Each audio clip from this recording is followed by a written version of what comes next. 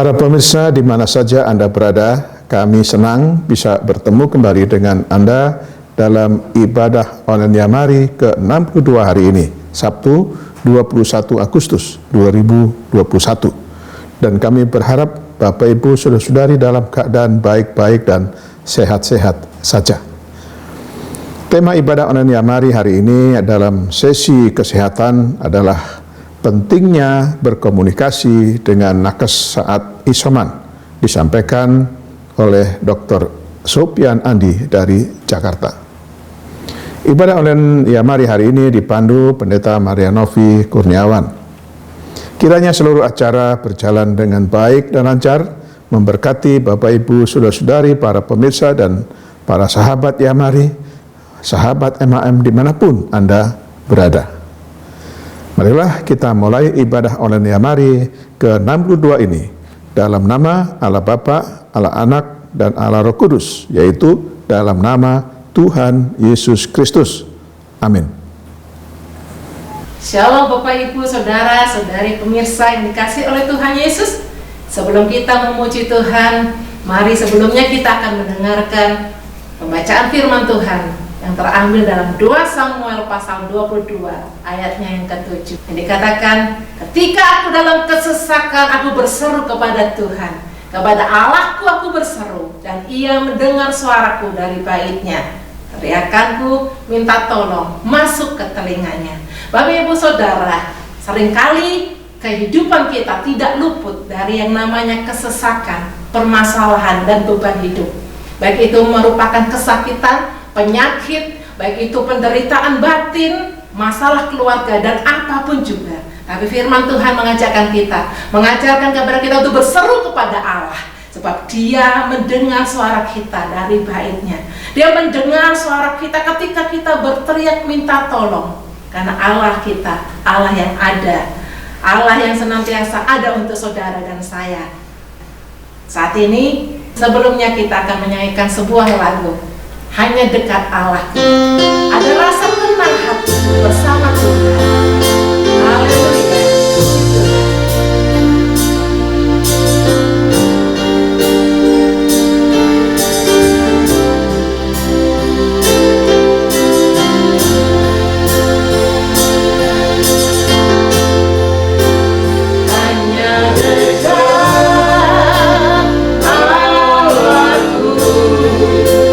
Rasa tenang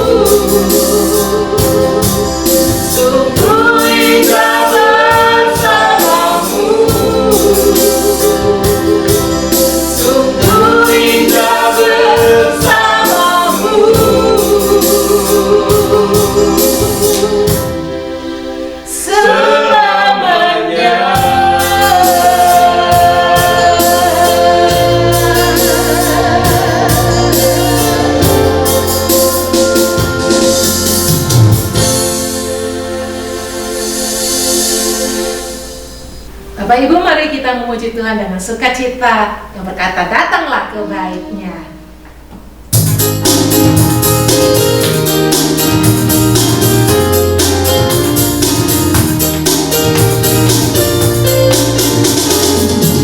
Datanglah ke baitnya dengan hati bersyukur, ke dalam penghadapannya dengan hati bersuka bersama, dan lihatlah betapa banyak Tuhan bagi dia berlindung padanya. Akan bersorak-sorak, akan bersorak-sorak, bersyukurlah kepada Tuhan, sebab Dia baik, bahwasanya selamanya kasih setianya. Bersyukurlah kepada Tuhan, sebab Dia baik, bahwasanya selamanya kasih setianya. Sama-sama katakan, datanglah ke baitnya dengan bersyukur, karena di dalam baitnya ada sukacita yang besar. Datanglah ke baitnya dengan hati bersyukur, ke dalam penghadapannya dengan hati bersuka bersama, dan lihatlah betapa banyak Tuhan bagi dia berlindung padanya. Akan bersorak-sorak, akan bersorak-sorak, bersyukurlah kepada Tuhan, sebab Dia baik, bahwasanya selamanya kasih setianya. Bersyukurlah kepada Tuhan, sebab Dia baik, bahwasanya selamanya kasih setianya. Bersyukurlah kepada Tuhan, sebab Dia baik, bahwasanya selamanya kasih setianya. Bersyukurlah kepada Tuhan, sebab Dia baik, bahwasanya selamanya kasih setianya. Bahwasanya selamanya, bahwasanya selamanya, bahwasanya selamanya kasih setianya.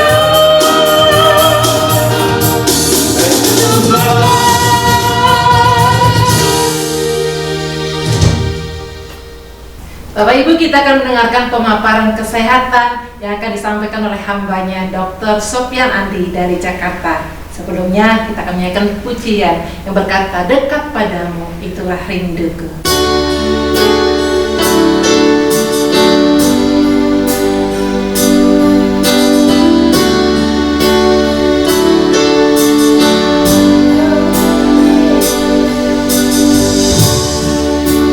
Dekat padamu itu rinduku,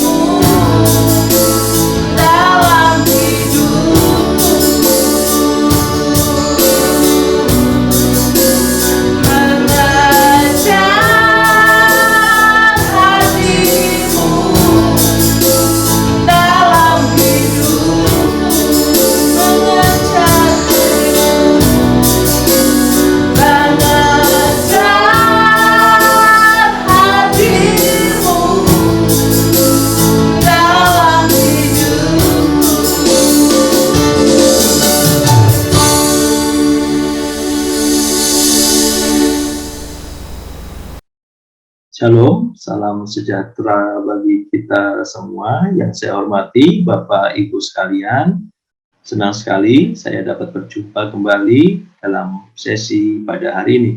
Saya Sofyan Andi. Kali ini saya akan membawakan materi dengan judul pentingnya komunikasi dengan tenaga kesehatan saat kita melakukan isolasi mandiri. Bapak Ibu, penting sekali kita dapat berkomunikasi dengan baik, ya, khususnya dengan tenaga kesehatan, baik itu dokter atau perawat, saat kita mengalami atau terinfeksi virus COVID-19. Bagi Bapak Ibu yang mengalami infeksi COVID-19, khususnya yang tanpa gejala atau yang memiliki gejala ringan, maka kita dapat melakukan isolasi mandiri di rumah tanpa harus dirawat di rumah sakit atau fasilitas kesehatan yang lain. Selama kita menjalani isolasi mandiri di rumah, tentu penting kita dapat berkomunikasi dengan tenaga kesehatan agar tenaga kesehatan, baik itu dokter atau perawat, dapat memantau kondisi yang kita alami selama kita menjalani isolasi mandiri di dalam rumah. Saat kita menjalani isolasi mandiri, Bapak Ibu, ada beberapa hal yang tentu harus kita perhatikan, ya, agar kita dapat menjaga kondisi lingkungan di sekitar rumah kita sehingga kita tidak menularkan, ya, COVID-19 yang sedang kita alami. Apa saja yang kita lakukan? Itu Bapak Ibu sudah tahu, kita tetap harus menggunakan masker Bapak Ibu selama kita berada di rumah agar kita dapat menjaga diri kita dan juga keluarga kita yang tinggal bersama kita. Selain itu, kita juga harus memperhatikan dan kita tetap menjaga jarak, khususnya saat kita berinteraksi dengan orang-orang di sekitar kita untuk mencegah terjadinya penularan virus. Lalu kita juga diminta untuk tetap rajin mencuci tangan, khususnya saat kita sedang memegang benda-benda di sekitar kita, apalagi jika benda-benda itu adalah benda-benda yang sering dipakai bersama-sama dengan orang yang tinggal di dalam rumah kita. Yang tidak kalah penting saat kita isoman adalah bahwa kita tetap diminta untuk tidur atau istirahat yang cukup, Bapak Ibu.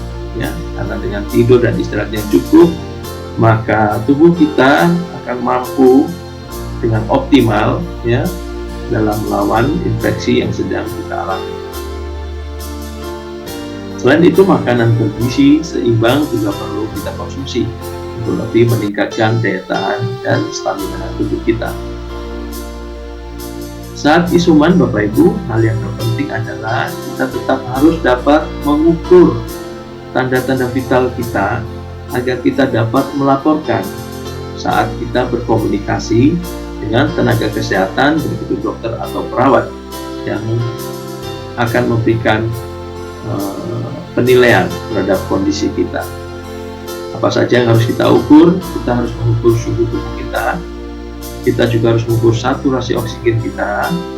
Setelah itu juga ukur jumlah denyut nadi serta mengukur frekuensi napas kita. Hal-hal yang perlu diperhatikan tentu saja gejala-gejala yang timbul, Bapak Ibu. Seringkali kita tidak dapat menjelaskan gejala-gejala yang timbul dengan baik. Padahal jika kita bisa menjelaskan gejala-gejala timbul yang baik, maka tenaga kesehatan akan dapat lebih baik lagi dalam menilai kondisi kita sehingga mampu memberikan anjuran-anjuran serta terapi yang tepat. Dan yang lebih penting lagi, Bapak Ibu, saat isoman kita tentu harus melaporkan kondisi kesehatan kita kepada tenaga kesehatan yang kita miliki. Kegiatan apa yang dapat kita lakukan selama isoman? Ada beberapa hal, Bapak Ibu, yang dapat kita lakukan saat isoman. Yang paling penting adalah bagaimana kita menjaga ruangan kita agar tetap memiliki sirkulasi yang baik. Caranya tentu saja dengan membuka jendela kamar agar cahaya matahari dapat masuk dan juga udara segar juga dapat masuk ke dalam ruangan kamar kita. Lalu berikutnya kita juga dapat melakukan berjemur, ya, di bawah panas matahari. Namun harus diperhatikan tidak boleh terlalu lama agar tidak terjadi luka bakar sekitar 10 sampai 15 menit sudah cukup. Selain itu, kita juga harus rutin untuk mencuci tangan dengan air mengalir dan dengan sabun, atau kita rajin menggunakan hand sanitizer. Agar apa? Agar kita dapat meminimalisasi virus yang ada di tangan kita saat kita memegang benda-benda di sekitar kita. Olahraga yang ringan dapat tetap kita lakukan Bapak Ibu antara 3 sampai 5 kali dalam seminggu, maka dapat tetap menjaga stamina kita lebih baik. Dan itu makanan bergizi seimbang tak perlu kita konsumsi selama 3 kali sehari, dan usahakan bahwa kita makannya terpisah dengan anggota keluarga yang lain. Saat kita hendak mencuci pakaian kotor kita, Bapak Ibu, tetap diupayakan bahwa pakaian kotor kita dipisahkan juga dengan pakaian kotor dari anggota keluarga lain. Lalu kita harus juga tetap rajin menjaga kebersihan ruangan kita, membersihkannya. Juga untuk alat-alat makan, kita juga diminta untuk memisahkan dengan anggota keluarga yang lain. Dan saat mencuci, diupayakan kita dapat mencuci sendiri alat-alat makan kita. Bapak Ibu, kita juga perlu untuk melakukan pemeriksaan suhu tubuh dan juga saturasi oksigen yang dilakukan setiap pagi dan malam. Selain itu, kita juga tidur di kamar pribadi yang terpisah dengan anggota dan keluarga lain. Saat kita akan berkomunikasi dengan tenaga kesehatan, Bapak Ibu, terlebih dahulu kita harus memeriksa diri kita, karena dengan memeriksa diri kita terlebih dahulu, maka kita akan dapat melaporkan kondisi tubuh kita terkini kepada tenaga kesehatan yang ditunjuk. Alat pemeriksaan apa saja yang dibutuhkan? Ya, untuk mengukur suhu, Bapak Ibu, kita memerlukan termometer. Ya. Ada beberapa banyak jenis termometer, ada termometer digital, ada termometer dahi, ada termometer air raksa. Namun saat ini termometer digital seperti ini ya sangat efektif dan efisien untuk kita melakukan pemeriksaan suhu tubuh kita, karena hasilnya bisa langsung kita lihat di angka yang akan tertera pada termometer digital ini.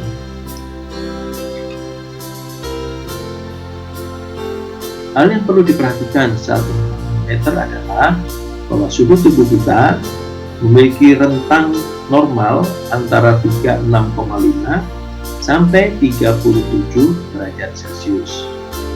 Saat kita akan melaksanakan pemeriksaan suhu tubuh, Bapak Ibu, usahakan kita sedang berada dalam kondisi yang stabil. Ya, kita tidak habis berolahraga, kita tidak habis mandi dengan air panas atau air dingin, ya. Itu akan mempengaruhi hasil pengukuran suhu tubuh kita. Jika kita akan mengukur suhu tubuh kita saat kita selesai beraktivitas atau saat kita selesai mengkonsumsi makanan yang panas atau dingin, usahakan kita menunggu beberapa waktu, ya sekitar 15 sampai 20 menit, sehingga suhu tubuh kita mulai stabil. Nah, maka kita dapat melakukan pemeriksaan suhu tubuh. Jika kita menggunakan termometer mulut, Bapak Ibu, maka termometernya akan kita letakkan di bawah lidah, lalu kita katupkan bibir kita erat-erat hingga termometernya berbunyi. Ya, Bapak Ibu, saat kita akan menggunakan termometer adalah bahwa kita harus membersihkan terlebih dahulu menggunakan air dan sabun, atau juga menggunakan alkohol, sehingga kita dapat menjaga kebersihan dari termometer yang akan kita gunakan. Pemeriksaan suhu tubuh ini cukup bermanfaat, Bapak Ibu, untuk mengetahui berbagai macam gejala penyakit. Ada baiknya Bapak Ibu jika melakukan pemeriksaan, jangan lupa untuk juga tetap melakukan pencatatan, sehingga kita akan dapat memantau bagaimana kondisi suhu tubuh itu dari waktu ke waktu. Ya. Jadi dicatat setiap kali melakukan pemeriksaan, sehingga kita dapat mengetahui kapan terjadi peningkatan atau penurunan suhu tubuh kita.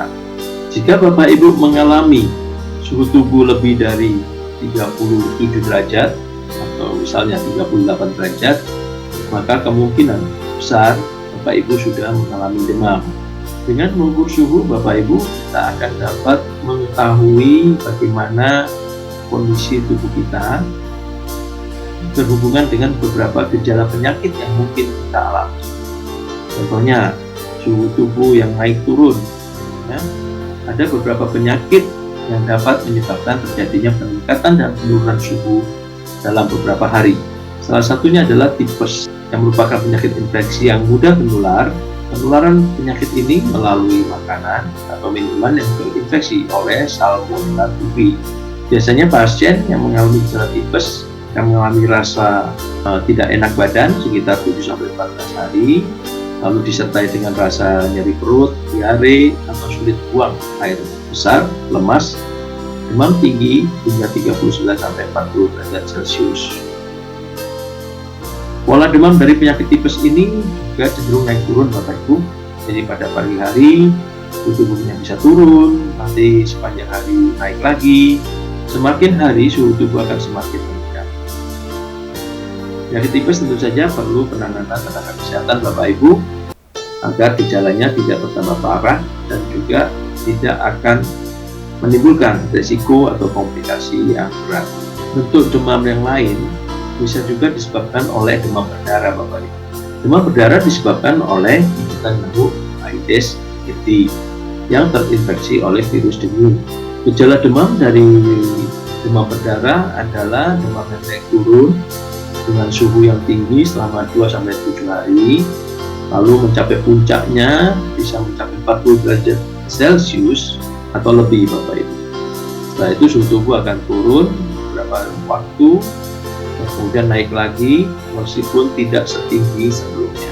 Lalu biasanya gejala demam berdarah itu seperti sakit kepala, nyeri di bagian kepala, nyeri otot, nyeri sendi, letih, mual, muntah, tidak nafsu makan, dan juga bisa terjadi pendarahan berupa mimisan karena adanya penurunan jumlah trombosit. Kita tahu bahwa trombosit itu adalah salah satu sel darah yang berfungsi untuk pembekuan darah.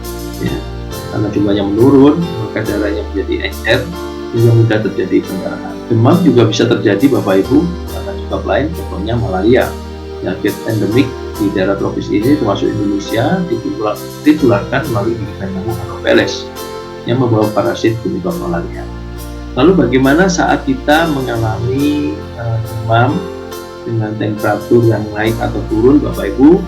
Ya, demam ini menunjukkan bahwa tubuh kita sedang meningkatkan sistem imunitasnya untuk melawan infeksi yang sedang terjadi. Maka apabila kita mengalami demam, yang harus kita lakukan antara lain, kita harus memperbanyak istirahat kita, tidur yang cukup, menggunakan pakaian yang tidak terlalu tebal dan nyaman dipakai. Lalu jika kita dalam kondisi tubuh yang kurang baik, maka kita perlu menjaga agar kita tidak mandi air dingin Bapak Ibu. Ya, sebaiknya kita mandi air hangat untuk mencegah terjadinya demam yang berkepanjangan. Kalau jangan lupa Bapak Ibu, kita dianjurkan untuk mengkonsumsi obat penurun panas yang bisa Bapak Ibu dapatkan di apotek-apotek atau toko obat. Lalu selama kita demam juga harus memperhatikan kebutuhan cairan tubuh kita, ya, sehingga tidak terjadi dehidrasi. Alat pemeriksaan berikutnya Bapak Ibu yang perlu kita miliki adalah alat oximeter. Alat ini bermanfaat untuk mengukur kadar oksigen dalam darah yang bisa turun akibat berbagai sebab, ya. Contohnya jika kita ada gangguan napas, ada asma, ada penyakit paru-paru kronis, ya, atau bahkan ada anemia, ya, atau kita sesak nafas, ya, kita akan mengalami penurunan saturasi oksigen. Jadi alat ini sangat bermanfaat sekali Bapak Ibu. Cara menggunakan oximeter, biasanya alat ini memiliki bentuk seperti ini Bapak Ibu, ya, bisa dijepitkan, ya, di jari, salah satu jari dari tangan kita, ya. Di sini ada sensor yang akan menilai berapa saturasi oksigen kita, ya. Jadi cukup dijepitkan di tangan, ya, lalu kita tunggu hasilnya akan muncul di sini, ya. Pada oximeter akan muncul dua angka Bapak Ibu. Yang satu adalah saturasi oksigen, yang satunya lagi adalah jumlah denyut nadi, ya, atau denyut jantung kita. Jadi Bapak Ibu, yang kita lakukan setelah kita menggunakan pulse oximeter ini, jadi Bapak Ibu setelah kita menggunakan oximeter ini, maka akan muncul di layar dua angka, ya, dengan arti yang berbeda. Angka ditandai dengan persen SpO2 itu menunjukkan saturasi oksigen dalam darah, sedangkan kalau angkanya berupa huruf HR atau heart rate menunjukkan jumlah denyut nadi atau denyut jantung. Saturasi oksigen ini nilainya normal apabila berada di angka 95% atau lebih. Jadi jika saturasi oksigen Bapak Ibu ada di angka 95, 96, 97, 98, bahkan 100%, itu menunjukkan bahwa saturasi oksigen di dalam tubuh Bapak Ibu sangat baik. Sementara itu Bapak Ibu, jika seseorang mengalami kekurangan oksigen atau kita sebut sebagai hipoksemia, itu nilai saturasi oksigennya akan turun, ya, hingga kurang dari 92%. Itu saja kondisi ini perlu mendapat perhatian. Oleh karena itu, jika Bapak Ibu memiliki saturasi oksigen yang rendah, Bapak Ibu harus cepat melaporkan atau berkonsultasi dengan tenaga kesehatan, baik itu dokter atau perawat. Saturasi oksigen normal itu berada di kisaran 90% sampai 100%. Jika saturasi Anda berada di bawah 90%, ada beberapa hal yang bisa kita lakukan untuk pertolongan. Pertama Bapak Ibu, yaitu kita dapat tidur dengan posisi tengkurap. Hal ini dapat membantu terjadinya peningkatan saturasi oksigen di dalam tubuh kita. Selain mengukur saturasi oksigen, alat oximeter ini juga dapat mengukur denyut nadi Bapak Ibu, ya. Jumlah denyut nadi seseorang itu bisa berbeda dengan orang lain. Denyut nadi yang rendah biasanya terjadi saat kita sedang istirahat, dan denyut nadi bisa meningkat saat kita sedang beraktivitas atau kita berolahraga. Nadi manusia rata-rata normalnya sekitar 60 sampai 100 kali per menit. Jadi Bapak Ibu bisa menggunakan oximeter ini untuk mengetahui berapa denyut nadi Bapak Ibu per menit. Atau jika tidak memiliki oximeter ini, Bapak Ibu bisa tetap mengukur denyut nadinya dengan melakukan sentuhan atau meraba pembuluh darah yang ada di pergelangan tangan, lalu menggunakan jam tangan atau handphone, kita bisa mengukur denyutnya selama 1 menit. Nah, di situ Bapak Ibu bisa mengetahui berapa denyut nadi Bapak Ibu selama 1 menit. Bagi orang yang biasa melakukan aktivitas fisik, contohnya berolahraga, mereka memiliki denyut nadi yang lebih rendah, ya, sekitar 40 kali per menit. Jika Bapak Ibu memiliki denyut nadi yang cepat, ada beberapa hal yang bisa mengakibatkan denyut nadi yang cepat. Contohnya saat kita beraktivitas fisik, ya, saat kita berolahraga, saat kita berlari, itu denyut nadi Bapak Ibu bisa mengalami peningkatan. Atau saat Bapak Ibu juga mengkonsumsi, ya, kafein, ya, atau obat-obatan, ya, amfetamin, ya, atau Bapak Ibu juga merokok, itu bisa juga meningkatkan jumlah denyut jantung. Bagi mereka yang menderita anemia atau kurang darah, maka jantung juga akan berupaya untuk memenuhi kebutuhan darah dengan apa? Dengan mempercepat denyut jantung itu untuk memompa darah ke seluruh tubuh. Ya, jadi ada beberapa penyebab yang dapat meningkatkan denyut jantung dari seseorang, Bapak Ibu. Demikian juga saat kita mengkonsumsi alkohol, denyut jantung juga bisa naik. Saat sakit pun demikian, Bapak Ibu. Saat kita demam atau saat kita memiliki sakit hipertiroid, ya, atau kita juga mengalami cemas, stres, itu denyut jantung juga bisa meningkat.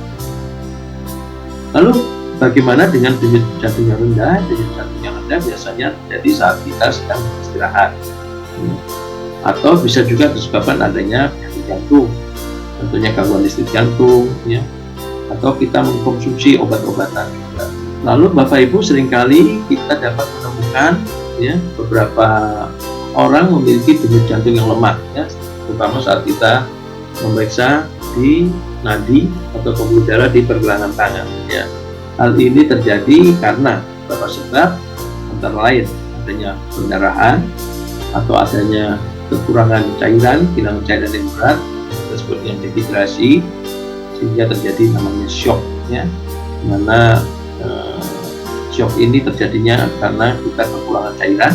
Lalu juga ada masalah pada jantung seperti jantung atau gagal jantung, juga menyebabkan nadi kita atau lemah. Apa saja hal-hal yang mempengaruhi denyut nadi, Bapak Ibu? Ya, tentu saja ada beberapa faktor, misalnya usia. Ya. Denyut nadi anak-anak biasanya cenderung lebih tinggi daripada orang dewasa. Sedangkan kalau pada orang lanjut usia, maka denyut jantungnya cenderung lebih rendah. Suhu udara juga mempengaruhi denyut nadi kita, Bapak Ibu. Pada kelembapan udara tinggi, maka jantung akan memompa lebih banyak darah. Akibatnya denyut nadi juga akan meningkat. Posisi tubuh juga demikian, Bapak Ibu. Saat kita sedang tidur atau sedang duduk atau berdiri, ya, itu mempengaruhi jumlah denyut nadi kita. Emosi juga mempengaruhi denyut nadi kita, akan meningkat jika kita dalam kondisi cemas, stres, ya, atau kita sedang sangat gembira, ya, terkejut, ya, bisa juga mempengaruhi denyut nadi kita. Demikian juga dengan ukuran tubuh mempengaruhi, dan tentu saja efek samping obat. Persyaratan untuk melakukan isolasi mandiri antara lain bagi pasien yang tidak bergejala, itu boleh melakukan isolasi mandiri atau dengan gejala ringan, dan itu juga kita harus memiliki kamar yang memiliki ventilasi yang baik. Untuk dapat melaporkan atau berkomunikasi dengan tenaga kesehatan, perlu sekali kita mengetahui, Bapak Ibu, gejala-gejala yang kita alami saat kena COVID-19. Pada pasien yang tanpa gejala, kita seringkali menemukan bahwa frekuensi napasnya antara 12 sampai 20 kali per menit. Lalu saturasi oksigennya masih baik, masih di atas 95%. Gejala pada penderita COVID ringan, Bapak Ibu, antara lain adanya sakit kepala, sakit tenggorokan, ada pilek, ya, demam, batuk, terutama batuk kering yang ringan, lalu terjadi kelelahan pada tubuh, dan disertai gangguan nafsu makan, ya. Lalu mulai ada gejala seperti hilangnya indera penciuman, mulai tidak bisa merasakan makanan-makanan, ya. Terus adanya nyeri otot dan tulang, ya, di seluruh tubuh, mulai terasa mual, ya. Dan kalau mualnya sudah berlebihan menyebabkan muntah, ya. Bahkan juga ada beberapa pasien mengalami diare, ya. Juga ada yang mengalami infeksi, ya, di mata, ya, juga melalui konjungtivitis. Ada beberapa pasien juga mengalami kemerahan di seluruh kulitnya, ya. Nah, pada gejala ringan bisa didapatkan frekuensi napasnya itu 12 sampai 20 kali per menit, ya, di mana saturasi oksigennya karena masih gejala ringan masih di atas 95%. Apa saja yang harus diwaspadai, Bapak Ibu? Ya, kita harus mewaspadai adanya demam, ya. Lalu jika kita ada batuk, ya, apakah kita ada sesak, lalu ada nafas yang cepat, apalagi jika frekuensi pernapasan kita lebih dari 30 kali per menit, lalu pernapasan kita terasa berat, dan juga saturasi oksigen kita di bawah 93%. Nah, Bapak Ibu jika mengalami hal-hal gejala seperti ini harus dilaporkan dan disampaikan untuk dapat diketahui oleh tenaga medis yang ditunjuk, baik itu dokter atau perawat, sehingga dapat dilakukan tindakan-tindakan yang tepat dan optimal untuk mengatasi gejala-gejala ini. Terapi apa saja bisa kita dapatkan di rumah? Ada beberapa terapi Bapak Ibu yang bisa kita dapatkan. Misalnya pada pasien tanpa gejala, maka cukup dianjurkan untuk mengkonsumsi multivitamin, yaitu vitamin C, vitamin D, vitamin E, dan juga zinc. Pada pasien dengan gejala ringan, juga perlu beberapa obat antara lain multivitamin, vitamin C, vitamin D, vitamin E, dan zinc. Juga perlu juga mendapatkan antibiotika, yaitu azitromycin, mendapatkan antivirus, yaitu oseltamivir, dan juga mendapatkan obat panas, yaitu paracetamol. Lalu bagaimana dengan dosisnya?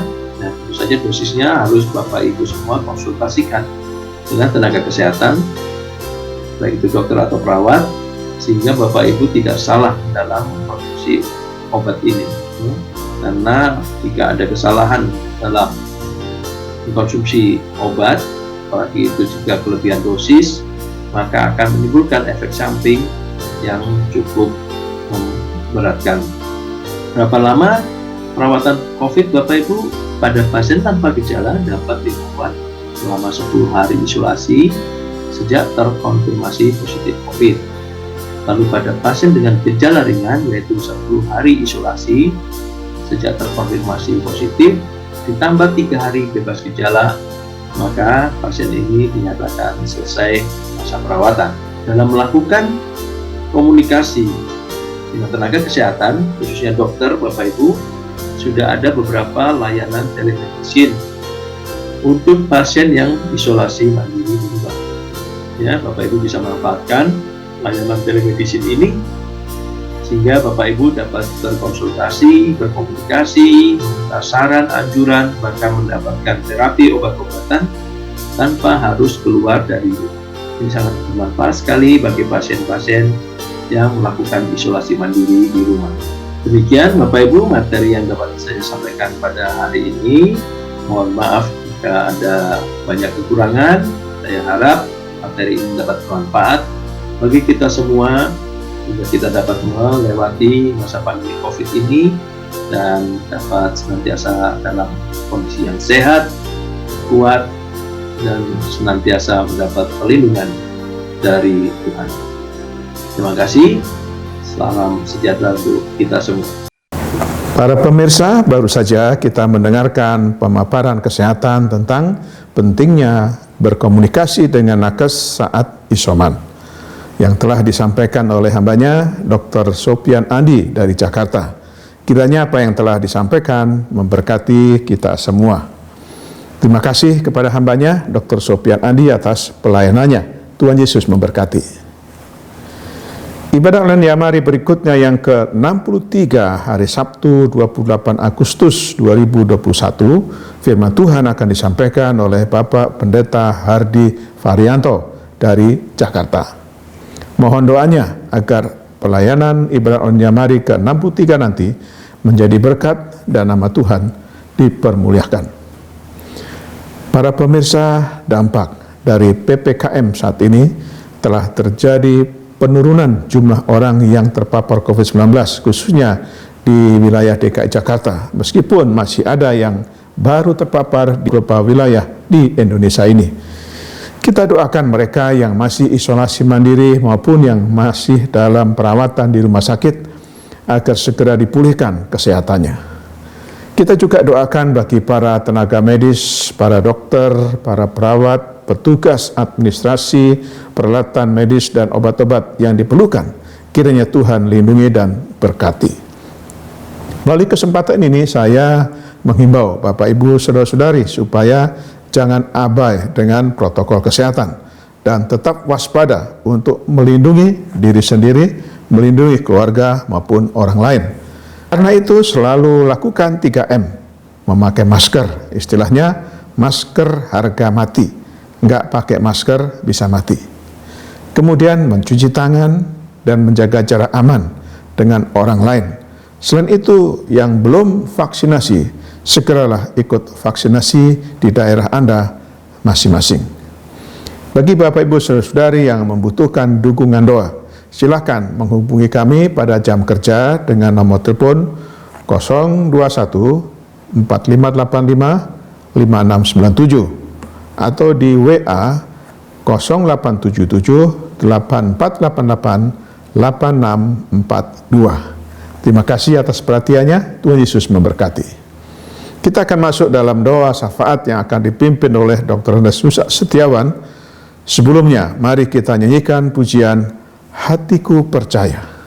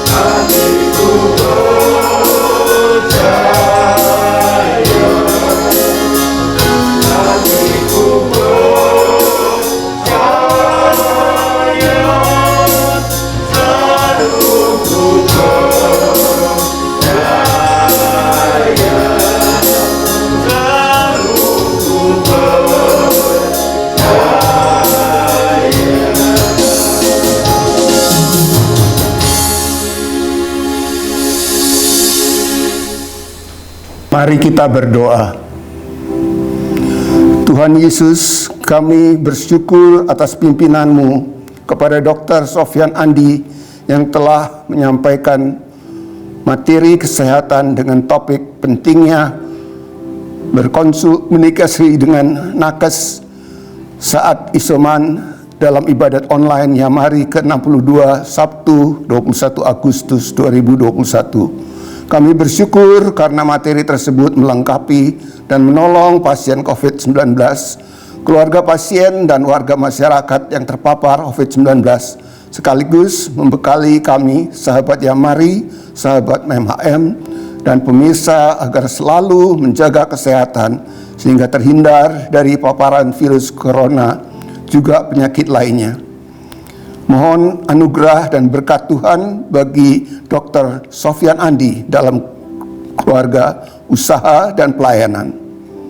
Tuhan, kami berdoa untuk Bapak Pendeta Hardi Varianto dalam mempersiapkan khotbah dengan judul Jiwaku Memuji Tuhan yang akan disampaikan dalam ibadah online Yamari ke-63 Sabtu 28 Agustus 2021, sehingga kebenaran firman-Mu yang ditaburkan memberi kelegaan, sukacita, dan kekuatan baru kepada kami semua yang menerima firman-Mu. Sehingga dimanapun kami berada, kami dapat membagikan damai sejahtera Kristus kepada orang di sekitar kami. Selanjutnya nama Tuhan dipermuliakan.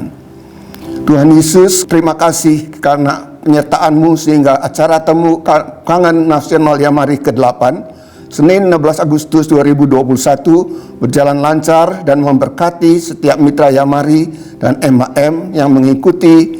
Demikian juga kami menyerahkan Yamari Surabaya yang akan memimpin temu kangen nasional Yamari ke-9 tanggal 20 September 2021. Bapa, kami bersyukur upacara dan perayaan proklamasi kemerdekaan Indonesia ke-76 Selasa 17 Agustus 2021 dapat berjalan lancar di seluruh Indonesia, dan kami berdoa agar Indonesia selamanya menjadi negara yang tetap bersatu, berdaulat, adil, dan makmur dalam bingkai negara kesatuan dari Sabang sampai Merauke, Miangas sampai Rote yang berlandaskan Pancasila, dan menyerahkan usaha pemerintah pusat sampai daerah dalam bersama-sama menangani COVID-19 di masa perpanjangan PPKM keempat, juga partisipasi aktif masyarakat dalam mentaati prokes sehingga berhasil dalam menekan laju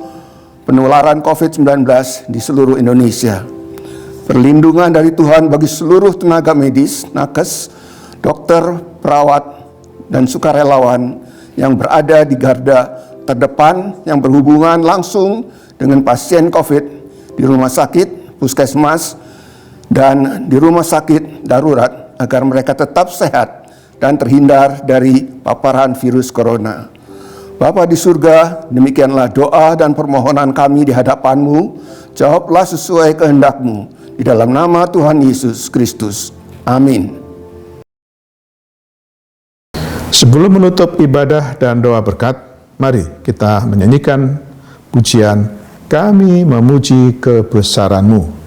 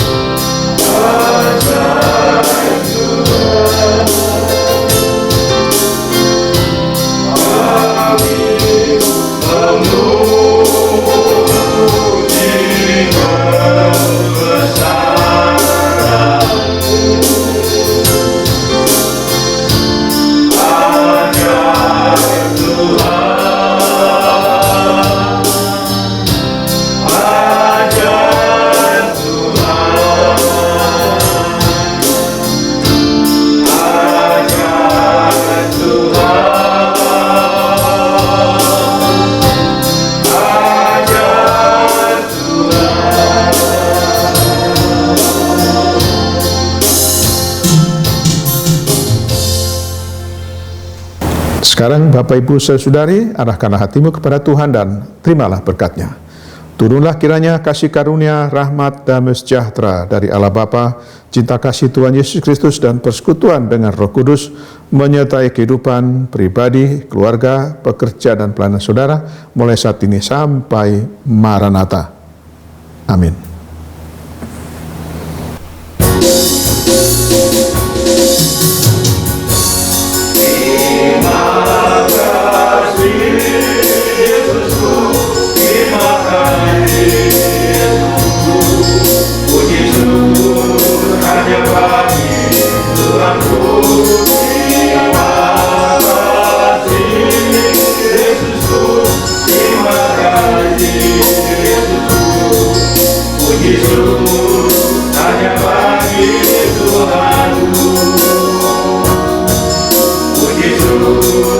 Hanya bagi Tuhan.